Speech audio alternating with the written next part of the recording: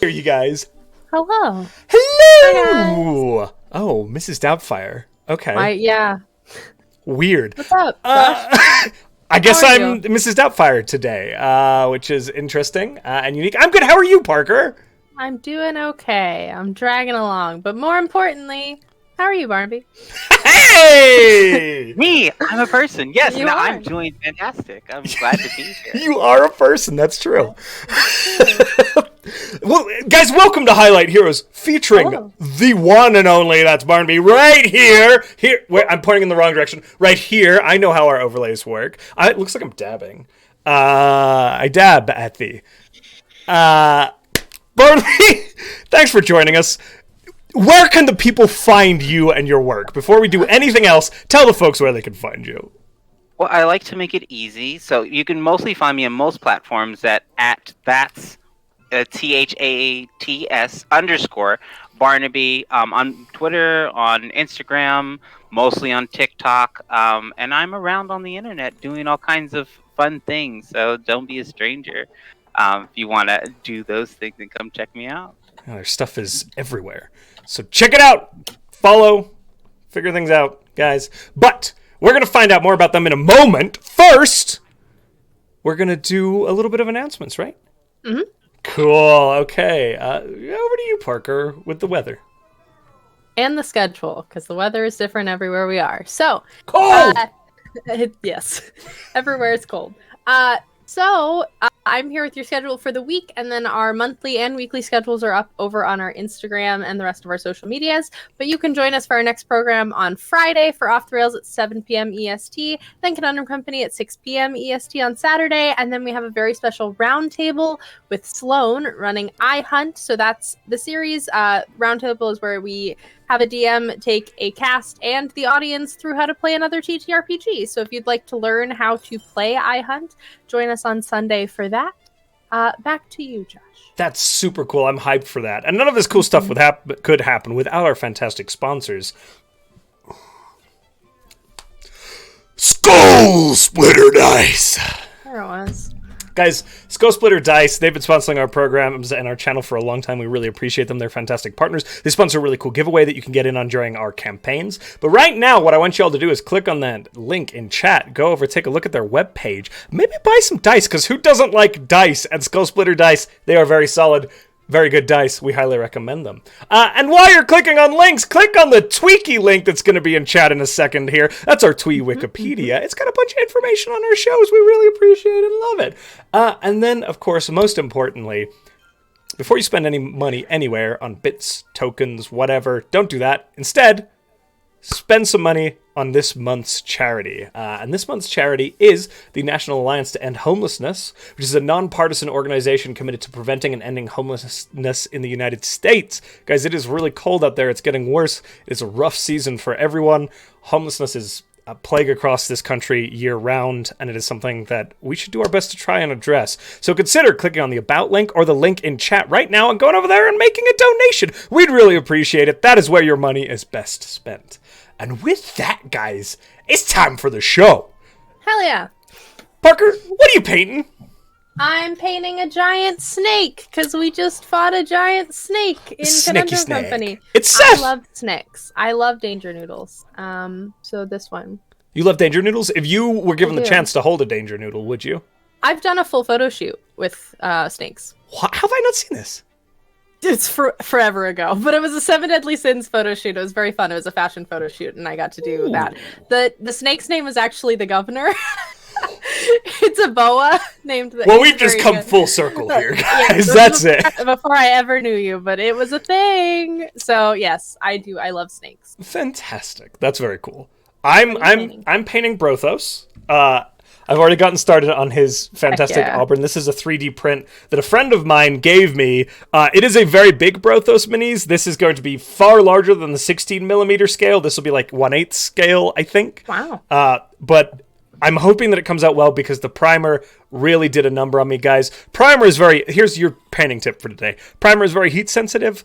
And my house got really hot recently, and it destroyed all my primer, and I went to spray my Mini, and it went on like water, which is not what you want. You want it to go on not quite like a dust, but almost like a spray that settles into itself. So we'll see how this goes. But yeah, you know what? Now on to the real stuff. Barnaby, you've been over there doing things while we've been talking. Audience, you can see it directly above me. Sassy, please stop. What are you working on today, Barnaby? What do you got going for us? Well, I've recently I've run a lot of campaigns within D&D TikTok, and I make a lot of NPCs, and I've decided that I want to go back, and I've improved a lot as an artist over the pandemic, and so I'm going back and taking old art and I'm drawing it anew, so giving some old NPCs some life so that I don't have to make new ones. I can just reuse the old ones with a new paint job. And we get to witness that today, or some of that process at least, right? Yes, I think I can get this done. I think I can get this done. You all will get a whole picture, but I promise, chat, I promise by the end of this that at least this one will be done. That's a guarantee right there. That is. That's I want to know impressive. about this NPC before we move forward. Yes. Please tell me about this NPC. So this is a Neve. A Neve was, as all good dungeon masters, it is a character that I didn't get to play that had to be turned into an NPC in other campaigns. And a Neve is, I think I like to do is I like to find and put black and brown people in interesting spaces and places, and trying to play with what races look like in D&D. I know a lot of people do dwarves with like Irish and Scottish accents. But Neve is a southern lady who just wanders around and very much enjoys elote. I love elote. It tastes.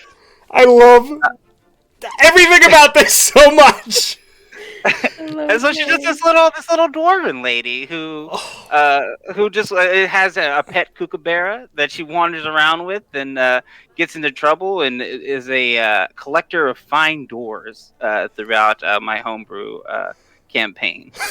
Collector of fine doors. That's so good. What an incredible. I'm curious. I'm sure there are magical means of conveying doors. Like, is what is that like? So her whole deal is, so she's like Antique Roadshow. She's a hunter, but for fine collectibles. So she's like, I'm a ranger, but like that kind of ranger. I hunt, but like I hunt good bargains. And it's sort of her deal. And she wanders around, occasionally running into the party as they see her midway through, like trying to make a deal with various people to get her hands on some antique doors. I love that she has brilliant. a southern accent, because as somebody who lives in the South and has for their entire life, you can't walk around a southern town without hitting an antique store. Like I went to college in a place that had like 6 just in downtown. Like, Holy heck. I don't know how we end up with that many, but it is fully a thing. I blame Antique Roadshow. I'm also originally from the South, and it's a lot of, everyone wants a good, this one time I was in this one shop, and there's a shopkeep just selling this one thing, and I said to myself, I must buy it. And then let me tell you, do you know how much it costs? I'll tell you how much it costs. I bought it for $25, turned around and sold it for $125. Mm-hmm. I'm learning so much. I don't know that I think I've been in a thrift store. I don't know that I've ever been in an antiques it's an adventure. Store. When you and Kat come down to Georgia, you'll take us. I will take you to an antique store. Deal. Literally, so easy to find those. So now that we've talked a little bit about your NPC and also just about what we're doing, I have the first of our questions. How did you get into D&D? What is your D&D origin story? My D&D origin story is that my husband likes horses, and I love where this is going already. Yes, he loves horses, and every year I'm forced to go to where we keep our horses. There is like they have like a cookout during the summer, and everyone can show up. And I was there, and there was this nice couple that was there. I was talking to us. We were friends now, but they were coming up and talking to me like, "Oh, I hear your husband tells us you're into like nerdy things." And I was like, "Yeah, I like nerdy things. I've been known to nerd from time to time." And they were talking to me about Critical Role. which I had never heard of, but I didn't want to lose face, so I lied my ass off. Um, and was invited to play Dungeons and Dragons at their house, and I went, and it was a lot of fun. And in true D&D fashion, the game only lasted like 4 sessions before everyone's schedules got busy. We couldn't play anymore. But I wanted to keep playing, and then the pandemic happened. And all of a sudden, everyone had all this free time to play Dungeons and Dragons. And so I bought Lost Minds on Roll20. Nice. And I went about trying to convince strangers on the internet to play things with me. And I've been doing it ever since. Clearly, you succeeded in convincing said strangers as well, yes? I did. I have like a secret like D&D TikTok underground where I run these 10 shots with people, and they're sworn to secrecy not to tell anybody about them. But I run these fun 10 shots for people, and we have a lot of fun. We do a lot of intense storytelling with lots of lore and good things to interact with. Oh, that's amazing. So, okay, you got this long history with D&D at this point. You create a lot of content. So now we're going to get into the nitty-gritty. What's your favorite class to play in Dungeons & Dragons? It's Druid, without no hesitation in my voice. It's always going to be Druid. I've built my brand on my love of Druids. They're a perfect class. Okay, tell us more. Tell us more about this perfect class. Anything any other class can do, a Druid can already do. Do you need healing? I can do that. Do you need someone to like be a tank? They can do that too. Damage, do that stealth, all that. Because you have this entire cacophony of animals you can turn into. As a former wolf kid, this is the dream. This is what it was all culminating to. You trained for years to play a druid. Yes, I've trained for years, running through the woods with a bandana on my neck through the woods with my best friend. Training for this moment. Oh, I love that. Druids are very fun to play. I love druids. I play them more like controllers. I don't ever need to do damage. I don't play characters that do damage. I like to play people who help other people be better or make other people's lives harder. I like that you just said, I will support or hinder at my leisure. Yes. I disagree. Funnily enough, actually, the only druid I've ever played consistently was a southern accented dwarf named Gunther Armback. And he was a dwarf druid. So, similarities. I love this. I love that everyone like subconsciously is like, I don't want to do a Scottish accent, but I'll give a southern accent. I'll throw a southern accent. That's right. It's one of the only ones that I can drop into relatively easily, just from being surrounded by it my entire life. I should just do southern dwarves and Scottish dwarves next to each other talking to each other. I think it would be very fun. Like to think they have a rivalry like college football. Like, oh my god. Okay, true dwarves speak in a Scottish break, don't you know? Well, now, I don't know about all that, my friend. You best step off. Oh my god. I love it so much. But like part of me is like, I want Duragar to speak in like the true dwarf, like whatever, and then the ones that went above the surface are like super chill southern dudes. like they're like, what the fuck? That's perfection. Oh my gosh. Okay, well, we were talking about dwarves, so now I am curious. What is your favorite race to play in D&D? Fearbogs. Oh yeah. Love Fearbogs. That's my whole brand's built around like a druid fearbog. My name is not actually Barnaby. When I got into TikTok, I had been invited to play in a live on an actual play, and my first character there, which was like my third character I'd ever played was a fearbog druid named Barnaby.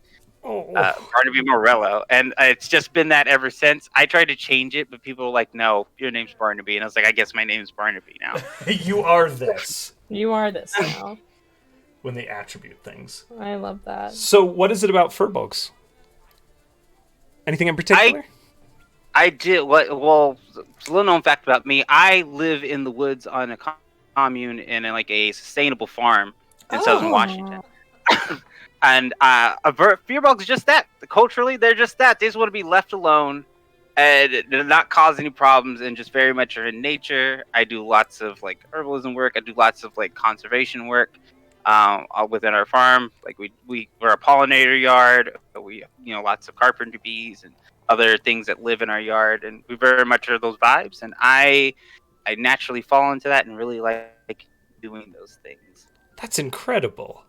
That's Super so cool. cool. That is incredibly Firbolg. Incredibly.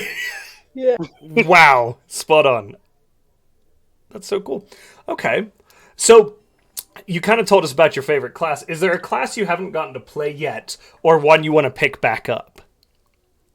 I want to play a sorcerer, if for no other reason than to prove Freddy's roommate wrong about their viability. They said there's no way to play a sorcerer without like having main character energy, and I disagree. I think there is, and that people are just bad at playing them. Fair. That's super valid. We hear that complaint about sorcerers a lot, or from a mechanical perspective, but I've enjoyed the sorcerers I've played. It's one of the only ones that I haven't played yet. Yeah, same for me. I haven't got to play yet, and so like I think next time I'm invited to a table to do like a one shot or something, I'll give them a try so I can give like a genuine critique. Yeah, that's awesome. That's super fair too. I think a lot of people suffer from the like I hadn't tried a lot of classes or races because I was like, oh, I don't get to play D&D enough. I like always want to play my favorite. And since the pandemic and we all started having time and like the rise of online games, I've been like, okay, it's a one shot. I'm going to play something I've never played before. I'm going to just do something that I haven't done. Just see if I like it. There's a lot more chance to try things out a little bit. Mm-hmm. Valid. So I think everyone should do when they play Dungeons and Dragons. You should explore some things you normally wouldn't have access to, whether that's characters or races or just like ideas. It's such an opportunity, right? Like, it's the beauty of the game. Exactly. But I can understand why people wouldn't. But I would highly encourage people, if you're in the chat, to try something new. Touch things you're not supposed to. Push the buttons. Push the button. Well, so along that same vein, is there a race that you haven't played that you want to try out? Do any of like the new ones that have been coming out interest you, or are there some that you just haven't gotten around to playing yet that you think you could put a cool spin on? So I'm actually just started. I'm playing on an actual play in Eberron, and I'm playing a Dampier. I've never played an edgy boy. It's more of getting to play an edgy boy. I've never played an angsty edgy boy. I want to play as somebody's Sasuke OC.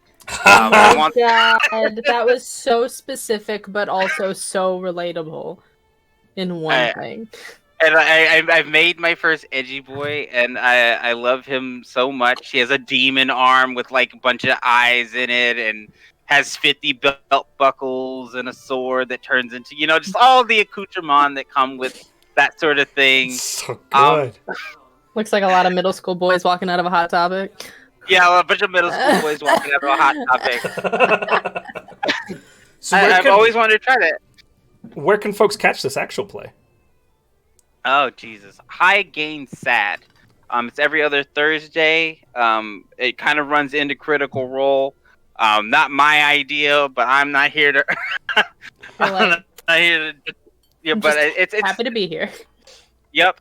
But if you can't catch it on Thursdays, because I know Critical Role is important, a lot of people definitely watch the VODs. We had a really good time last week when we played. Great group of people. A lot of D&D TikTokers, as you may know, are on there. Yellow Yanti,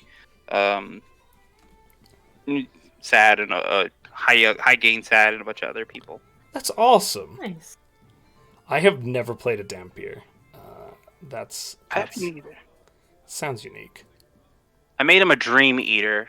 Ooh. And like the edge is like they can't dream, so they have to consume other people's dreams. Edge it out. Edge.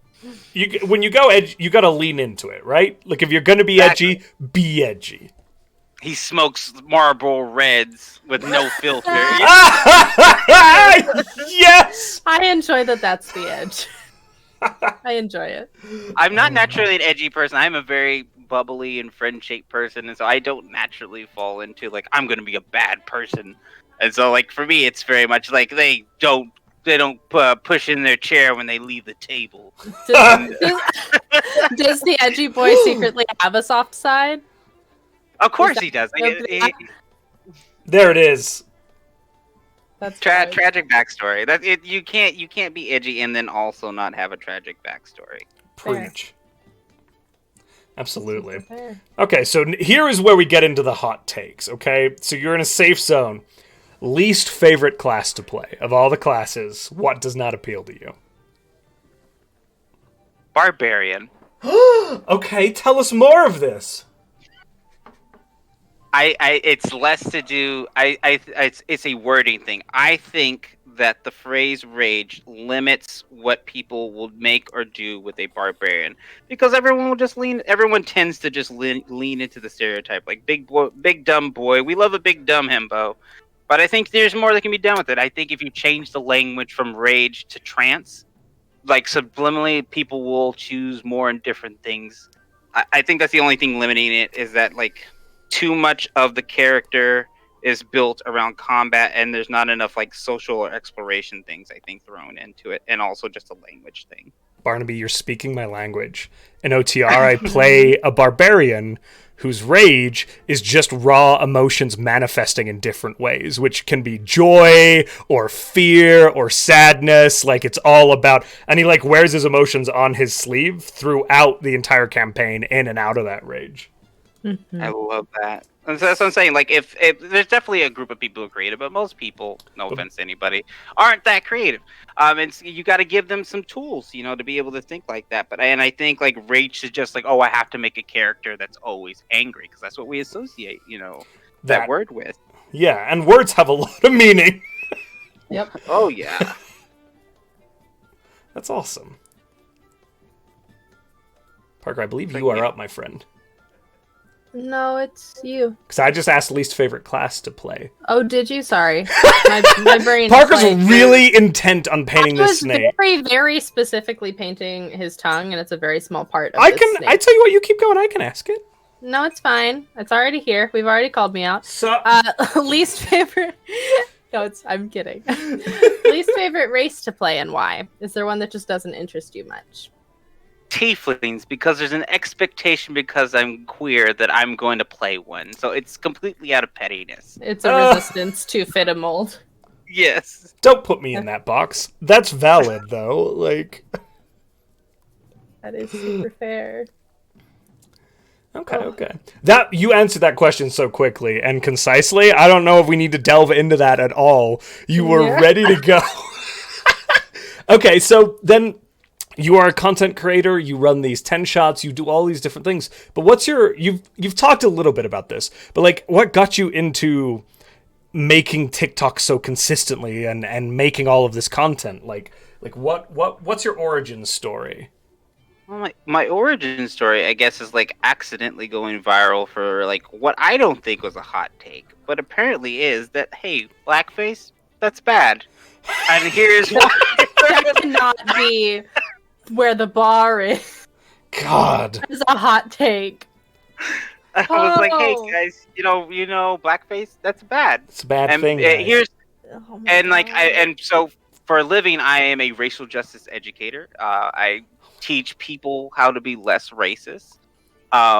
And I was like, oh, let's take this opportunity. I love talking about like the things that are connected to my job, and one of those things is like teaching people and giving people tools to like be kinder and nicer to one another, and like what it means to respect people's humanity. And here's why this is blackface. So I went over very brief, I guess not briefly, 3-minute videos that just came out, and it did like a 3-part series of explaining like, hey, here's the history of blackface and why that's problematic, and why at your tables, this is why you should encourage diversity at your tables, and here's what that looks like, and why you should do that, and why these things are not okay or are okay. And my brand's kind of been built on like teaching people how to be better dungeon masters and better players, and just be kinder to one another.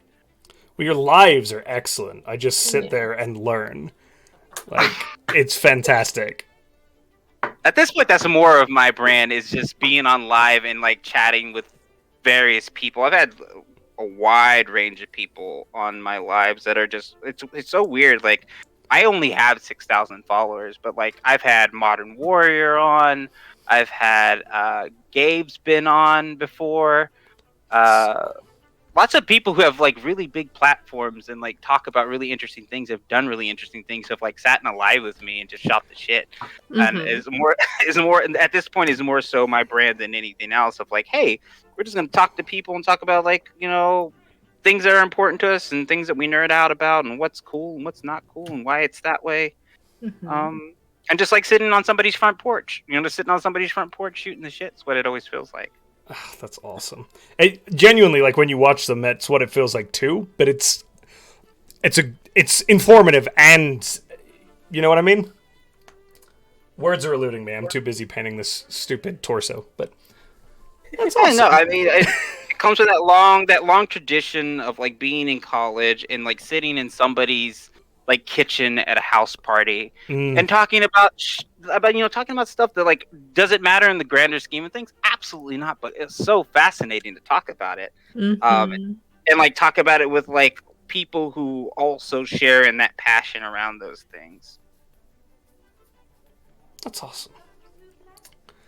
Well, what's your biggest hobby outside of Dungeons & Dragons? Guys, before Barnaby answers this question, this is our last question. So what I need y'all to do is start posting your questions in the chat. I know that you've got really good ones out there. If you can highlight them, it very much makes our job easier. If not, the mods will sweep through and do it for you. And we'll try and keep our eyes peeled as well. But prep those questions. There's an example in chat there. And in the meantime, Barnaby, what's your biggest hobby outside of the D&D? What is my biggest hobby outside of D&D? That is a good question. If I'm going to pick one, I have several, but if I'm going to pick one, I'm going to say it is rock collecting. I am very much a rock collector. Yes. I love rocks. So let me frame that. I like the act of collecting them and keeping them in a pile and them all being shiny or smooth or cold based on textures. But if you ask me anything about sedimentary or what kind of rock it is, I have absolutely no knowledge.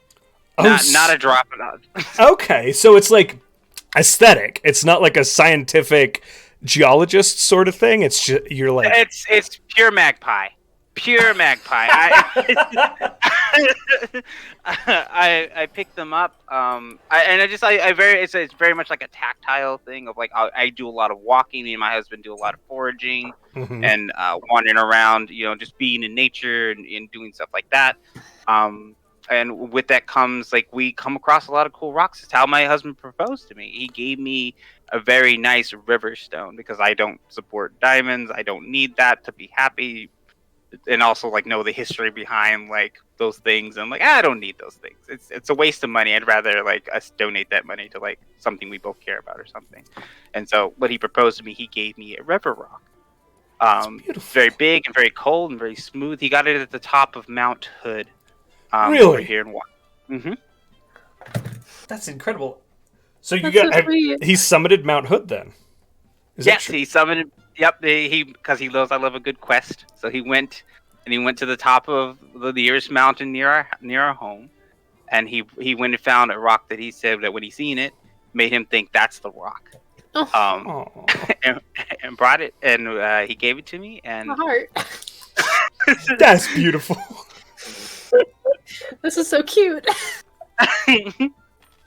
Oh my god. Everything I hear about him is just makes me like him more. Warhammer, this whole story, just... I was won over by horses. Horses. A good time. Oh my gosh. Well, with that, okay, so I think it's time.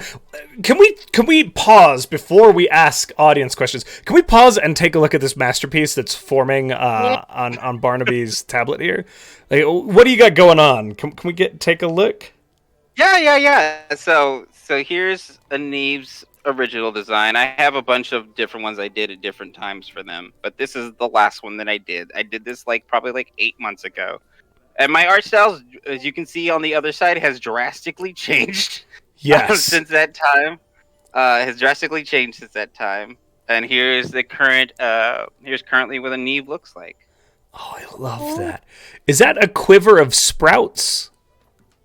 No, it's arrows. I'm just bad at No. drawing arrows. It looks like arrows as well. I wasn't certain. I was leaning into that aesthetic, but it absolutely looks like arrows. Don't let my blind ass. I was like, geez, Governor, call me out. Wow, Josh. Well, I'll go. Bye, everybody. Oh no! I've insulted our guest again. It's really good. Are there any specific like mediums or like you said you're really into nerd culture that inspires your art? This is a me question. I'm sorry, audience. I'm hijacking this, but So I got into drawing around the time like Steven Universal's like first coming out. So definitely early art. Like I can show some of the other stuff. We can take a look at my gallery. We don't have to look at all this, but I have a share, diverse portfolio. please. So I have a postal worker I play in a Saturday campaign. This is Marcy. Marcy is a gnome beastmaster who his whole deal is delivering the mail. We're doing an Icewind Dale campaign. Within that, I have been making stamps for each city that we go to. Oh, that's cute. Oh. Icewind Dale is such a good... it's Bryn Shander! Hey!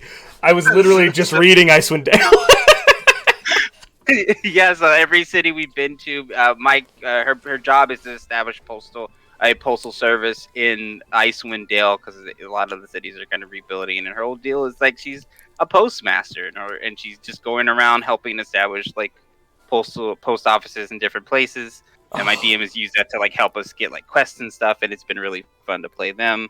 But my art style is very like it's soft, round things doing stuff. That's the aesthetic. It's so good. God, it's beautiful though. There's so much flow to it. Yeah, I do a lot of. Here's the Icewind Dale poster I made for the campaign. Oh, rain, sleet, snow. Those are the three kinds of weather. In Icewind Dale, yeah, that's true. And it's just fun. So another thing that I'm doing is I have been making a TTRPG called Wild Beasts. Wild Beasts. Yes, it's a Monster Hunter TTRPG. Oh, we love Monster Hunter. Yes, we do. And I made a specific aesthetic for it. So here's some of the art that I did for it. Oh my lord. That is perfection. So good. So are all the weapons like giant badass weapons and everything in this TTRPG? So the progression system, it's mix of like Powered by the Apocalypse and Into the Odd, and the playbooks are the weapons. So your character progression is the weapons. You build and upgrade the weapons you're able to take from different playbooks, and your character's stats don't go up at all. It's just a matter of what weapon you take on the hunt. Just like Monster Hunter. Just like Monster Hunter. That's so good. It's got a little Evolve in there as well. I really loved Evolve when it came out. So the DM has the ability. There's playbooks for different monsters, for different monster types. So the DM's able to create a monster and sort of have this asymmetrical gameplay where it's the players. It's a little combative. It's the players versus the DM, and the DM gets to like create these monsters with personalities and leave clues for people to be able to find the monster. And yeah, it's real cute. We also put fishing mechanics in it, which is been really fun for me. Listen, I love a game with fishing mechanics. You throw that in any of my favorite games, and I go, well, there's 4 more hours, I guess. I just want to spend my entire time cooking meat to the little jingle. That's would be a dream come true. But I worked on it with Olivia or Oh Please on TikTok. We've been working on this together for like 9 months. We put it in alpha. That's on my TikTok. If you guys want to try it out, you can try out the alpha there. Yes. Beta's coming out at the beginning of the year. It'll be a little bit more cleaned up and sexy looking. But it's been fun. It's a lot of it's built less around like killing the monsters, more like built around how the current Monster Hunters are built, with like conservationism, encouraging like you don't have to kill the monsters. Your characters aren't even called hunters; they're called shepherds. That's very good. Yeah, so you're able to able to do hunting. You can go fishing. You can actually herd sheep. In the game, there's like some card games built in to be able to help with that, and it's just meant to like encourage you to like this is what it looks like to be like in community with people, and doing civic duty and all that. Here's the little like sheep you can like hunt. Oh, with the horn. Wait, you hunted? I don't like that. Or not hunt, but like you can herd. Oh, them. okay. So I was like, they're called nubbins. Nubbins. Yeah, we did. Yep, nubbins. Perfection. They're just super cute, super fun. But yeah, it's a lot of Steven Universe. Mike Mignola is another big. That's a Hellboy for people who don't know. Is another big influence. There is an artist named Connor Fawcett on Twitter and Instagram whose work I'm very much influenced by. I just like it's simple faces with super detailed armor that he draws. So I have a couple. I've imitated his style. I think I follow him on Instagram, actually. Probably. It's kind of like this aesthetic. I drew Marcy in his art style. Yeah, where it's just like real simple face, super detailed body, lots of unnecessary hash marks in a bunch of places. A lot of like Darkest Dungeon-esque style design, right? Yeah. That's cool. It's very cool. That's beautiful, by the way. Wow. Thank you. And I've been moving into like trying some Afrofuturism, so I've been drawing like. Oh, that's beautiful. Oh my god, the hair. So definitely built my brand around like trying to like show black and brown people in fantasy and what that looks like. Most of my art book is filled with like black and brown people and what they look like in fantasy settings, because I don't think there's enough representation for that. There sure isn't. Fucking shame. Yeah, so I try to, in my art, reflect like different people with different hairstyles, wide noses, different shades of brown, all those things and what they look like in the world, and that people come in different shapes, and everybody belongs in D&D. Everybody belongs in fantasy. Yes. God, wild concept. Well, it's so it's mind-blowing that these things need to be explained to people, and yet they do, and that's the way it is. Oh man. Well, okay, we've got some really good questions.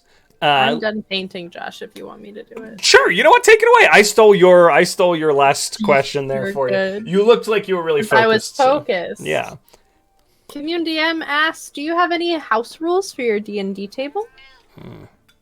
I do. I have lots of fun house rules. Most of them have to do less with like in-game mechanics and more with like things that we do to like make sure everybody's safe at the table and everyone like leaves feeling awesome. My rule is when you come to my table, when you leave, you should feel like you're leaving church, which means you should be energized and excited to come back next week. And so we do a thing called affirmations, which means at the end of the game, sort of our decompress is like, hey, so everybody, we're going to take everybody who's at the table and we're all going to say one thing that we really liked that they did tonight, whether as their character or as a player or something that we just really appreciate about them that they bring to the table, and we're going to do that. And so we do that at the end of the game. We just kind of give everybody love and celebrate that everyone's at the table, because we want to appreciate everyone's at the table. I always think it's weird that people like get real weird about like hyping each other up. It's like, no, you should do that. You should want people to like feel cool. It's the whole point of like playing the pretend. It's like we're all doing cool things, and I want to hear people talk about all the cool things that they did. You should know that has spread like wildfire through the community. We do that here. I believe Sarah and Sloan brought it in through you guys. So like, it's a fantastic practice, and we do it over here at Twee. Nice, yeah. So the affirmations is a big thing at my table. We also do a lot of red light, green light. Just like, hey, if something's not okay, just say like red or green. It lets me know like, hey, we need to stop, we need to slow down. Whatever those things are.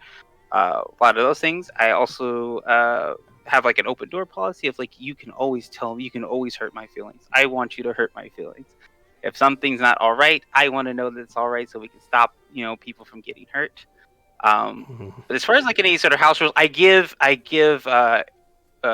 advantage if you, as a player, describe to me the cool thing you're doing. So like if you say you're going to make a weapon attack, describe it to me. Make it cinematic. You make it cinematic, I'll give you advantage on it. And it really encourages people in really desperate situations to to like you tell me like what's the blade feel like in your hand? Like how do you shift your weight? Is there sweat coming in your face? Is what's the air smell like? What are you thinking when you move forward? Tell me all these things, and if you do, I'll give you advantage because it encourages good storytelling. Super valid. Super valid. I think those are the only big ones. Nothing that's crazy. I did try cantrips as a bonus action. I know I made that as a D&D hot take, but that's just because I wanted to start shit. But I think only certain spells. I think there should be more cantrips that are bonus actions. Like an adjustment to some of them that aren't. Yeah, because there's no cantrips, at least to my knowledge, that are bonus actions. But I think stuff like prestidigitation or small, like even guidance or something like that, I think that should be a bonus action. But stuff like firebolt, maybe like not the damage stuff is bonus actions. I could see like support things being more like reasonable for a bonus action one. Yeah. Like Stuff tiny like support that. things. Yeah, like tiny support things. I think those should be allowed to be bonus actions. But stuff like Firebolt or Eldritch Blast, those can stay as like actions. But I think yeah. God, can you imagine warlocks? Goodbye. Athena asked, "What are some of your favorite parts of being in nature?" That's such a good question. My favorite parts of being in nature. I like to just kind of sit. So I have the benefit of I live next to a wildlife refuge. And so like I live in like the middle of the forest where there's nothing around, so it's just me. And so I really like just sitting on a log somewhere in complete silence. So much of my life revolves around like being at my computer and being on TikTok and being involved in all kinds of wonderful things in our community. But sometimes it's nice just to take 15 minutes and go sit on a log somewhere and just chill out. So I like just sitting in nature. It's nice to just like be somewhere where I'm not needed and the world doesn't care that I'm there, but they're glad to have me. Aww. See. That's beautiful. Commune DM asked, "Art takes time, patience, and consistency. Do you feel like those skills transfer into D&D for you as either DM or player?" Oh yeah, definitely. I think. Very good question. Yeah, I think I can't speak for every DM, but I definitely think that over time, like what kind of DM I was when I started playing Dungeons and Dragons and what kind of DM I am now are two vastly different people. And the same can be said of like my art. What my art looks like this month, like what this looks like right now, is not what it's going to look like a couple months from now. I know a lot of people, who draw or do art are very much like, oh, I need to find my style. And I don't subscribe to that philosophy. I think you draw the art you need to at whatever point you are in your life. And I think the same goes for like your DMing, that you are the DM that your players and your table needs at that moment. You're able to take those skills you learn at the table at different tables and like adjust them to different people because tables are diverse, people are different and have different lived experiences, and to try to be like, oh, I have a perfect way at every table to like be a DM, I think is, one, you're doing yourself a disservice, and two, I think it's just really irresponsible.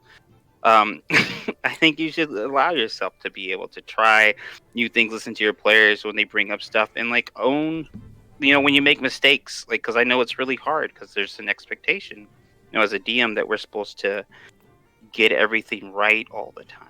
And a thing that I've learned over my time as like an artist and as a DM is like, maybe mistakes are when the good stuff's said. That's that's where you'll learn the real stuff, and you should value that. So when your players gift you something, like telling you, "Hey, this thing made me uncomfortable," or it's not a critique on you; it's an ask to do better, and you should always take it as that. It's like, this person felt comfortable enough to come and talk to me and say this thing made them uncomfortable because speaking speaking how we feel to one another, especially depending on like what age you were raised in or like your background, that can be really hard. And so like if you're at a table and a player feels comfortable enough to tell you, hey, this thing really bothered me and I didn't like it, baby, that's a gift. It's a gift. And I think that can transfer like not only over to art and like DMing, but like just in life. Like, hopefully people tell you things because they care. And sometimes they don't. And you know what? That's okay too.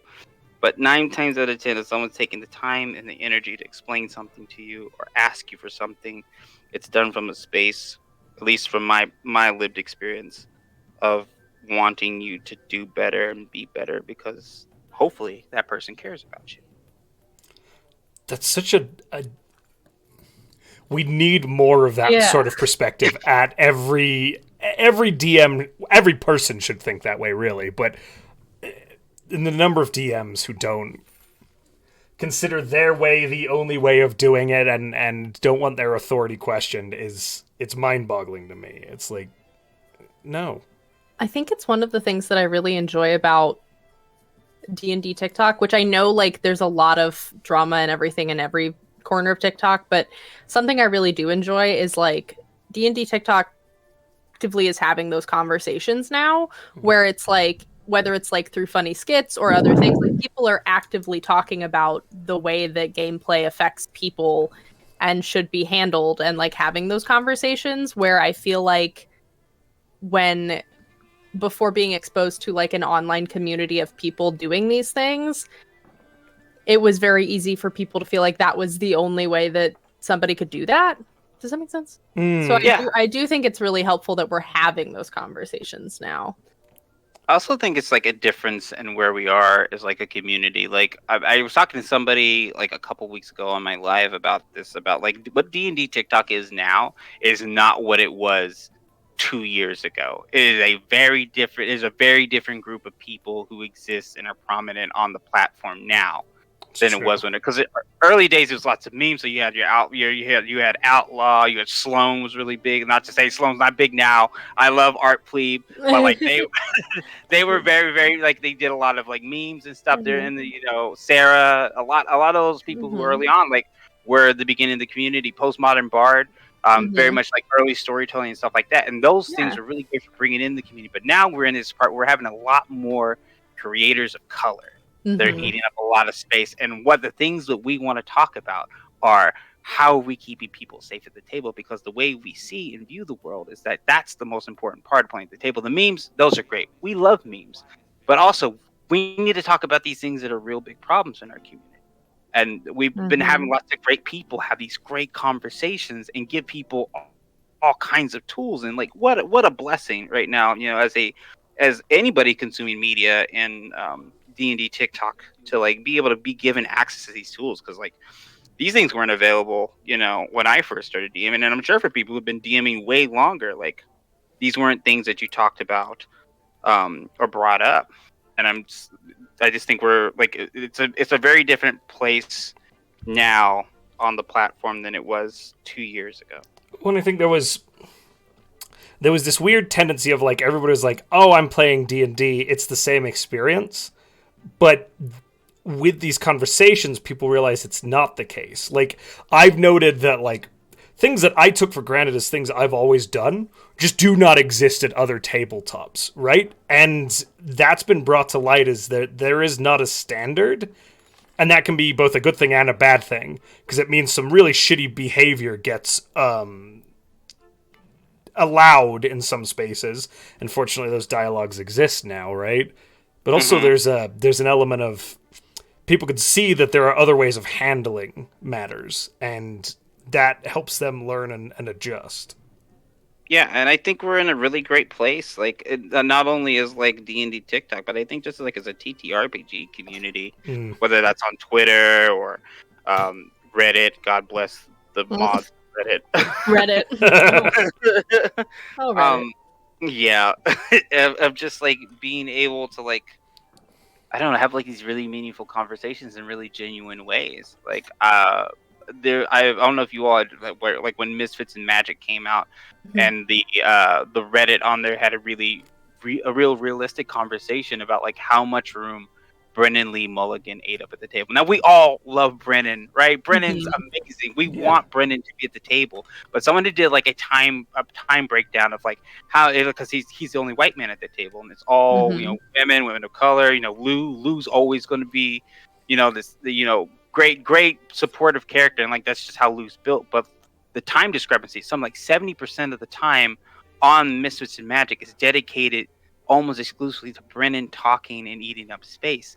And and like there was a really great conversation him and Orion and a bunch of people on the Reddit had about like, oh crap, we didn't notice. And even for like people, Lou and Erica, because at the time I was on an actual play and had fell into the same like patterns that Lou had did. I my whole life as a Black person who has played in fantasy or RPG things have always pre-assigned myself to be a side character. I'm always the Lando. I'm always Barrett. And it's just because that's where my representation is. That's how I view and see the world. And Lou also does that as well. But noting that like that just means that we're minimizing ourselves because that's how we're raised to do that. And just this really great conversation for especially like Black people who are Black and brown people who play at the table of like, we need to be more intentional in the space that we take up. And you can see they learned from that because this next season it comes up, Brennan's not there. Right, this next table it came. There's no Brennan. There's no white person. There's no white man. It's all cast of color, and that's that's what it comes to. It's like we all collectively having these conversations where nobody's getting defensive. Everyone's listening because we all care about each other. Right, we very much as a community love the found family trope, and we had to learn from that. Like what our characters are doing, we have to replicate that in real life. I personally, have you watched A Crown of Candy?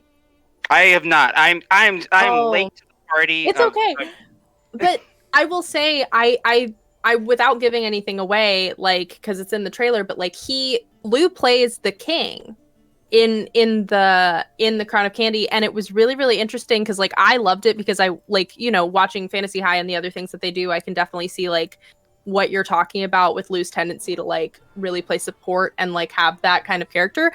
I watched the behind the scenes, and I think it's really interesting that you said that because Lou has a point in the behind the scenes where he talks about like everybody said I should be king and I like didn't want to take it. And like it's a really really good season to watch of Dimension 20, and it's just so cool to see the dynamic shift there. It's very good.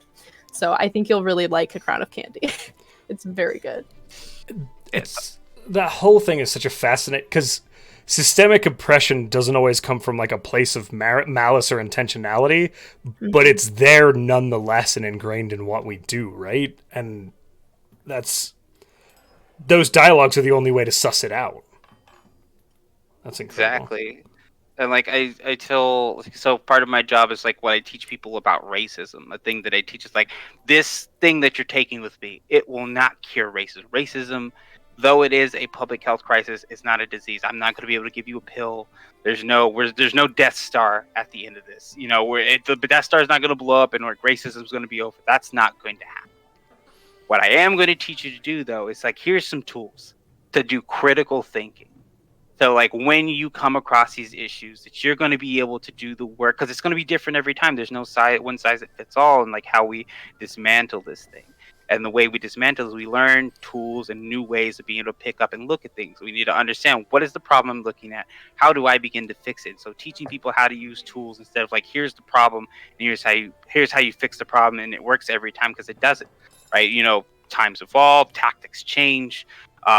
It finds different ways to like bring itself up, and there's some things that you're just not going to be prepared for. You need to, one, be okay that you're going to mess up. Two, be okay with everybody participates in white supremacy. We can't help but participate in it. So everybody's racist, and all our lifetime's going to be spent on learning a lot of really harmful things, and that's okay. Like being okay with that, like that's okay, and we're going to work on it. The important part is not definitely like the impact that you have on the world matters, but like, what are you going to do now that you know it? That's what you need to like focus on. It's like, what are you going to do now that you know it? And like a lot of like conversations I have within the community are like, oh, let's talk about like all these things and how to do better, is very much based around like good faith conversations, what community means and how we build that sustainably. Like, where was the big thing where like everyone was canceling a bunch of people and ostracizing people. Like that's not good. That's punitive. We're taught, like, we live in a society that teaches, like, when somebody does something bad, the thing you're supposed to do is punish them. And that's not a good thing to do. You need to ask, why did they do that? How can we stop that from happening again?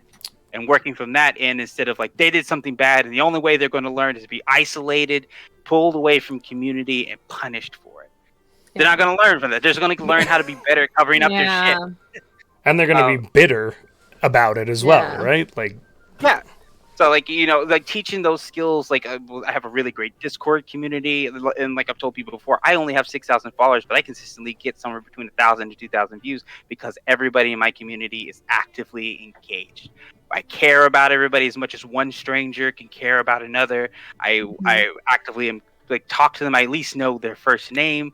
They participate in community events, and all those things are because that's what, like, doing the work is. It's not always like going in the streets or doing anything. It's about talking to people and realizing that people are just that, like, people. Nobody harasses me a lot on the internet because, like, I talk to people like I would if I was in person with them. Like, we forget that. It's really easy. And just like teach, that's all I'm doing is teaching DMs, like teaching DMs and players, because our big thing lately has been like, hey, remember that your DM is a player too. Mm-hmm. And what that means is their job, they are not a customer service worker, which means when you show up and you decide you don't want to follow the plot, you don't want to do invest in any of the things that they've taken time and energy to make, and instead want to do your own thing, and you haven't communicated that what your intentions or things that you want to do are, then you are being an asshole. You are being an asshole. And like, that's just a communication thing. It's just a communication thing, of like, if there's something you want to do in the game, talk to your dungeon master. Don't show up the game the day of, and they've clearly laid out like this thing for you and put a lot of time and energy, because that's where their fun is for them, right? It's not constantly improvising. It's not doing all the things. That's why so many people default to like improv, is because like players have built a culture that you preparing anything is a waste of time, and have made it into a joke, and that joke is still harm. You are causing harm, and you've trivialized it by turning it into a meme. And it can hurt. Like, we've all been dungeon masters and been like, I put in like 3 days worth of prep, I made these maps, I did all these things, only to have like your players show up and be like, I'm not doing any of that, and I'm not going to do any of it because it's funny. And like it can be funny, yeah, but like also, I think it's okay if your dungeon master is like, hey guys, this really hurt my feelings. I put a lot of work in this, and it really hurt me. And like being okay to engage that. Yeah. I literally did this recently to someone whom I love very much, and immediately at the end, I felt immeasurable guilt, and I could not figure out why. And it came together like over the next few days of like the disrespect that I showed that person when I preach respecting everybody at the table, Dungeon Master included, weighed on me, and I hadn't even realized I was doing it, right? Like, you don't always notice these things, but God, that's such an accurate statement, Barnaby. Thank you. Well, like it literally just comes down like, hey dude, just talk to me. Yeah. Like, and when you talk to people, you realize a bunch of really interesting things. One, that is also another person you are talking to. Mm-hmm. When you learn that very fundamental thing, it makes it real easy when they ask you for things or they communicate stuff to you, that you're more than willing to do it. Because, especially like we all live in like the internet, and we all live on TikTok, and TikTok encourages discourse, and Twitter encourages discourse. That discourse is meant to like dehumanize people, because then you're under the impression that you're fighting ideas. Never mind, those ideas have influences on people. They affect how people are seen. They affect, you're still talking about people. And like when you forget those things in online spaces, especially nowadays, like you're dehumanizing whole groups of people that thing affects. And so it's just, my role in living on the internet is just to remind people what Matthew Mercer has been preaching for so long, and that's just be kind to one another. Remember to love each other. Like, and like it sounds really hippie and whatever, but it's true. It's genuinely true. Like, kindness will get you so far in this world. When people discount it or like chalk it up as like a weakness to be kind to people, and I don't think it is that. I think if you just genuinely give a fuck about the fact that people exist, you will have such a better time in all the things that you do. Yes. God, that's so accurate. Hell yeah. Well, we're at the hour mark. We have 2 more questions, I think, because we went off on a really wonderful tangent. So it was delightful. It was a very good tangent. So, Jordan Cribbs asked, what advice would you give to someone who has never played D&D before but is very interested in doing so? Any suggestions on things to expect, where to start, and how to prepare themselves before jumping in head first? So a couple of things I would suggest is, one, watch something. Watch something, enjoy, find some piece of media, and there's tons of different things you can find. There are tons of different people who have explored the idea of, like, what is D&D? And when you do that, find something that speaks to you. Do you like something that's silly and goofy? You know, Dungeons and Daddies is a great place. You want a big epic story and you have tons and tons of free time? Critical Role is a great space. So I would say, so explore a bunch of different spaces of how people play the game, because there is no uniform way to enjoy Dungeons and Dragons. You'll go to different tables and people will tell you, like, oh, this is the way you're supposed to play, and all those people are lying to you. there is no right or wrong way to play D&D, but there is an agreed upon, there is a norm that we have when we come to the table. When you come to the table, everyone's agreeing to, or another thing I do at my tables is I do expectations. I ask my players, what are your expectations for the campaign? And then I tell them what my expectations are. So if you're looking to play into the game, know that it is about collective storytelling.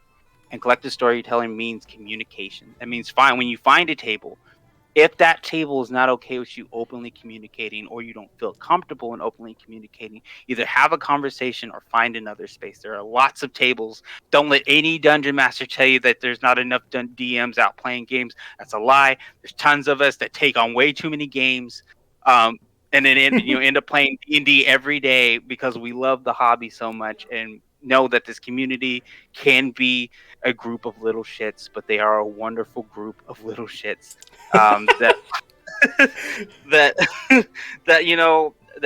it's just a really good community. And if this is your first time, if I am your first introduction to the hobby, I hope it has been a good one. And I I hope that you find a table that like is fun for you in whatever way that looks entering into the hobby. So let's see. Athena has one more question, and then we'll see where we got with our work. But Athena asked, has there been a time that sticks out in your mind when players strayed from your plan as a DM? Do you try to get them back on track, or do you go with the flow? And I guess that goes a little bit along with what you were talking about that kind of respect between the players and the DM. Yeah, so when it happens at my table, one, I've already had a conversation with everybody at the table, so I rarely run into that problem, because I've learned, like, hey guys, these are my expectations. We all are collectively here to tell a story. Here's the outline of the story. Please stay within the parameters of the story. Like, obviously you don't want to railroad people, but the thing I do as a dungeon master is I make what I call nodes. These are beats that need to be hit in the story. Now, they don't have to go in order, but they are there. So I make them so the players are free to do whatever they want. And so a thing that may have happened that they completely missed all of a sudden gets picked up and moved over here. Now, some people will argue and say that there's railroading, but I like to think of it as the illusion of choice. Yeah, those people are wrong. I do the exact same thing. Any DM with any narrative does it. You're completely right. Sorry. Yeah, no, it's so... When it has happened, because it has happened in the past before, I've generally gone with whatever they've laid out. So my deal is, like, if you plant the seeds, I will make you pay for them. Yeah. I love that.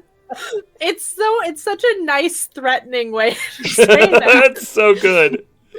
Oh my god.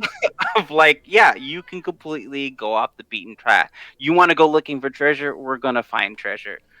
And boy, you're going to find, you know what else you'll find is, along with treasure and the friends you make along the way? Trauma. I love giving players trauma. It is probably my toxic DM trait, but it's like, it's fuck around and find out, because I love I love to teach that lesson if people want to try. I very much am like, hey, let's listen, and I also consent.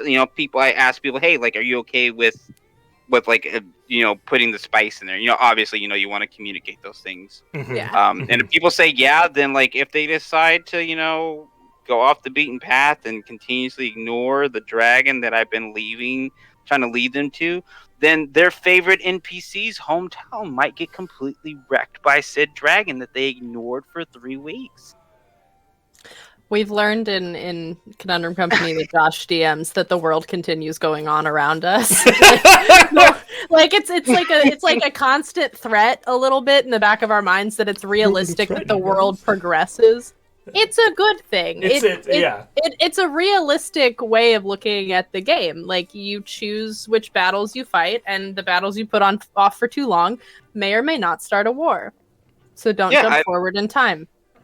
Yeah, definitely play into that kind of strength of being like, hey, you are not that important, and like not in a shitty way, but just to say, like, just like in real life, just like any group of people who does anything in the world, they're like, my NPCs have full lives that they are living that don't revolve around you. The world is doing, unless it's like specifically a plot that's like built around the idea of like, oh, you guys are wandering around doing X, Y, and Z. Otherwise, the world just kind of exists without you. And you know what? That's okay. Preach. 100%. Sorry. I am almost done. I think I might keep my promise. Heck yeah. I might keep my promise. Get the bare minimum done, which is, acceptable art, guys. Yeah, and also... Yeah. Hey, listen, we usually start the shows being like, don't feel bad if you don't get anything done, because we usually don't. Because everybody, like, it's like, I'm going to get this thing done. And then we're like, but will you do it while answering these very difficult questions? Yes. Which is always fun. The amount of profound information you have shared while achieving that is... mind-boggling to me as a human being. Like, you got so much done while being so articulate, and that is incredible. Good lord. But we are at the end, right, Parker? Yeah, we are. We got to the end. Shall we show work? Shall we do that? For sure. How'd you get done? Well, I got his head is fully base painted. Ooh. So he's gonna be getting shaded here soon, and then he does also have a torso. Nice. With some detailing started, so I'm looking forward to the way he's gonna look. Yeah. Mm-hmm. Hype. Parker, how about you? Painted a snack. That noodle looks dangerous. Good job. He's an angry Seth. He's dead now, but he is a pile of rubble. But he did look like this. Yeah, I thought about painting him like stone. Just paint cracks in him as he falls apart. I decided against it. But he's very cute. Oh, that's amazing. Okay. Noodle. Magnificent. Look at this NPC. Barnaby, tell us what do we got? Look at that. Oh. So we've drawn the bare minimum. Like, definitely this is just spots and some shading. But this is our girl. Let's look at the before. Let's look at the glow up. Oh! God, look at her. No. God, I adore that beard. Can I ask what the moon is? Yeah, so she is the princess of a like a grassy knoll. So like it's a group of women that like serve like a whatever that realm was, the goddess of the hunt, and their symbol was the moon. So she is a princess of this plane. It's basically just like the backwaters. Like she's from the backwaters. She was she's raised out there and very much is just like this simple girl who just so happens to be a princess, but like not like only in title. Like it's it's like how Prince goes by one name. It's the same sort of concept but different. That's so good. I love her. Oh, that's magnificent. Oh my gosh, so good. God, that's incredible. Good. Oh. Bravo. Impressive work. And Barnaby, thank you for spending time with us and talking to us. One more time for the folks, where can they find, I mean, you're making TTRPGs, you're sharing all this content. Where can our audience find that? Yes. So if you follow me on TikTok, all those things are connected in my LinkedIn. So that's at Thats_Barnaby. There you can get access to the alpha for Wild Beast. Please test it out. Tell me how awful or good it is. I am a Leo. I love positive and negative attention because it's all attention. I didn't need you to call us out like that. I didn't. I'm gonna just. I'll be over here. You can find me on Twitter at the same. You can find me at Twitter at Agnostic Trek, which is down there in the chat. I'm also on Instagram at Thats Barnaby, same as the TikTok handle. If you like talking to me, and I do a lot of talking, you can follow me on TikTok or join my Discord. I do all kinds of community events. I have tons of teaching resources. If you're wanting to do racial justice stuff, we do a lot of fundraisers and give away a lot of things in there, and just try to make it a good, comfy, cozy place to exist. So please join all those things. If I don't see you again, friend in the world, know that I love you. I care about you. Please drink water, get out and touch some grass, and remember to love each other as much as you can. Oh, yeah. Wow. And on so good. that beautiful note, we're going to do some announcements. Yeah. Which is, not quite as profound. But hey, thank you to our partners, Soundtail, who bring a lot of ambiance to our games and allow us to do things like this, which are awesome. Soundtail is a very good app. The link is in chat. We highly recommend you go check them out. They've been with us from the get-go. Sassy really likes them too, so much so that her claw is in my side right now. Over to you, Parker. Hello, I'm here to remind you guys that we're affiliated with Found Familiar Coffee. If you'd like 10% off of your D&D inspired coffee, you can use the link or the code in chat. You can also use the code in chat for Crafty Gamer. We're associated with Crafty Gamer as well. And they make a wonderful immersive candle line for your adventures called Aromas of Adventures that I love, and a lot of other things for your games. And then thank you to Arcane Anthems, who does a lot of free D&D and TTRPG music for the community over on his Patreon, but he also does all of the themes over here for us. So thank you, and that is it.